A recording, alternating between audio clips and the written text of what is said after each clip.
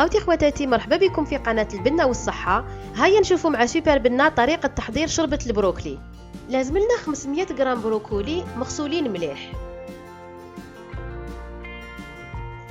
حبة بطاطا مقطعة طراف صغار، حبة زرودية، وحبة بصل متوسطة، ومن بعد نضيفوا لهم الماء حتى يتغطاو. البروكولي معجزه، ما نقدرش ندير هاد لا فيديو بلا ما نهضر لكم على الفوائد تاعو. لازم نكثروا منه للاطفال والنساء الحوامل، على خاطر مشبع بالفيتامين بي 9 اللي تلعب دور اساسي في انقسام الخلايا لا ديفيزيون سيلولار في مختلف مراحل النمو. وننصحوا به ايضا الناس اللي عندهم الكوليسترول ومشاكل في الامعاء على جال الالياف اللي موجوده فيه بكثره. ما ننساوش نزيدوا قرصان ملح ونخليو الخضره تغلي. البروكولي فيه الالياف القابله للذوبان اللي تساهم في تخفيض نسبه الكوليسترول في الدم، والالياف الغير قابله للذوبان اللي تحسن من عبور المعاويل ترانزيت انتستينال. كي تغلي الخضره وتطرى نحيوها من النار ونبداو نوجدوا لاصوص اللي ترجعها فلوتي. في كاسرونه كبيره ندوبوا 2 مغارف زبده. نجوزوا درك لاهم ميزه في البروكولي، ازاله السموم ديتوكس، وهذا بفضل مادة سلفورافان اللي موجودة فيه بكثرة واللي تنشط الأنزيمات المسؤولة عن تنظيف الجسم من المواد السامة. قاع على بالنا بالتلوث اللي رانا عايشين فيه والمواد الكيميائية اللي رانا نجرعوا فيها، المواد الحافظة، الصبغات الصناعية تاع لي جو، لي كونسيرف، وقاع واش ينتج الفاست فود. نضيفوا مغرف فرينة، نخلطوا مليح حتى طيب الفرينة ويتبدل لونها.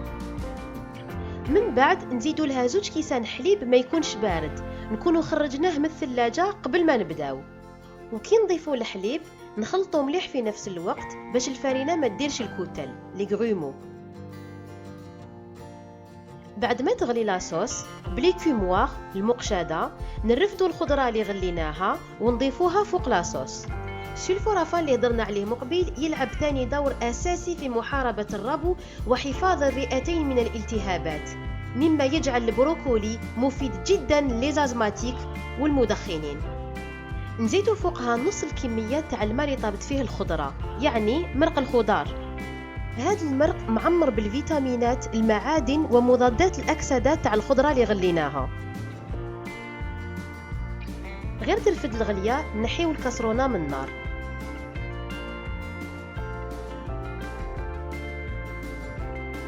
نرحيو مليح شربة البروكلي اللي حضرناها بالميكسور. كي كنت ندير البحث تاعي على فوائد البروكولي لقيت معلومه دهشتني.